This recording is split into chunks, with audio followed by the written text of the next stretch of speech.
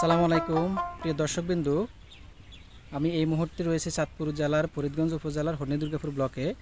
আজকে আমি আপনাদের সাথে বড় ধানের মাজরা পোকা নিয়ে আলাপ করব। তো আপনারা যদি দেখেন, এই যে এখানে একটা,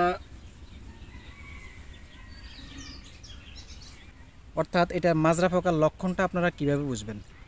মাজরা পোকার লক্ষণ হচ্ছে শীষ বের হওয়ার আগে যে কুশি কেটে দেয় সেটা হচ্ছে মরা ডিগ, আর শীষ বের হওয়ার পরে যেটা কাটে সেটা হচ্ছে সাদা শীষ। এই দুইটা লক্ষণ দেখে কিন্তু আপনারা মাজরা পোকা চিহ্নিত করতে পারবেন। আপনারা দেখেন, এই যে এই জায়গায় কেটে দিছে, কেটে দেওয়ার পরে যখন এখানে কোষে আপনার খাবার সঞ্চালন করতে পারে না বা পানি সরবরাহ করতে পারে না, তখন কিন্তু গাছটা আস্তে আস্তে শুকিয়ে যায়। তো এরকম হইলে আপনারা কি করবেন, করণীয় কি? প্রথমত আমি আপনাদেরকে সাজেস্ট করব আপনারা জমিতে এইভাবে, এই যে দেখেন এখানে কিছু খুঁটি দেওয়া আছে, কঞ্চি দেওয়া আছে, দেখেন। হ্যাঁ,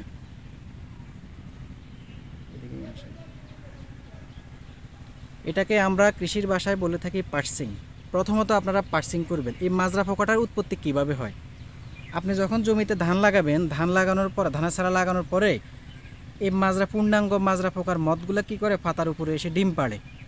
ডিম থেকে কি হয়, বাচ্চা হয়। এই বাচ্চাগুলো পরবর্তীতে আপনার জমিতে পড়ে যায়, পানির সাথে মিশে যায়। পানিতে পড়ে কি করে, পুরো জমির বিভিন্ন কুশিতে ঢুকে যায়। ঢুকে এরপরে আস্তে আস্তে আস্তে আস্তে এটাকে কুড়ে কুড়ে খায়। হ্যাঁ, এই যে দেখেন আমি আরেকটা নিছি, ঠিক নিচ দিয়ে ঢুকে যায়। নিচ দিয়ে ঢুকে কি করে, আস্তে আস্তে ভিতরে কুড়ে কুড়ে খায়। এক সময় নিচের অংশ আর উপরের অংশের মধ্যে একটা পার্থক্য তৈরি করে। তো কী করে, আস্তে আস্তে এটা শুকিয়ে যায়। এখন এটা হলে রাসায়নিক দমন আপনারা কিভাবে করবেন?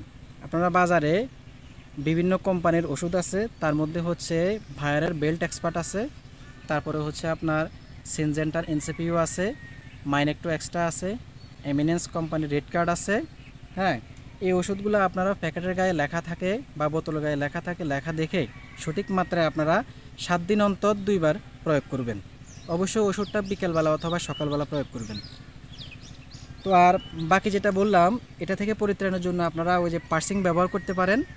কিছু ঢাল পুঁতে দিবেন জমিতে, পাখি বসবে।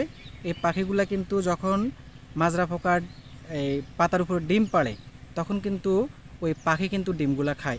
এই ক্ষেত্রে কিন্তু আপনার পোকা নষ্ট হইতে পারে। হ্যাঁ, তো এরকম আরও ভিডিও পেতে অবশ্যই আমার পেজটির সাথে থাকবেন। ধন্যবাদ। আসসালামু আলাইকুম।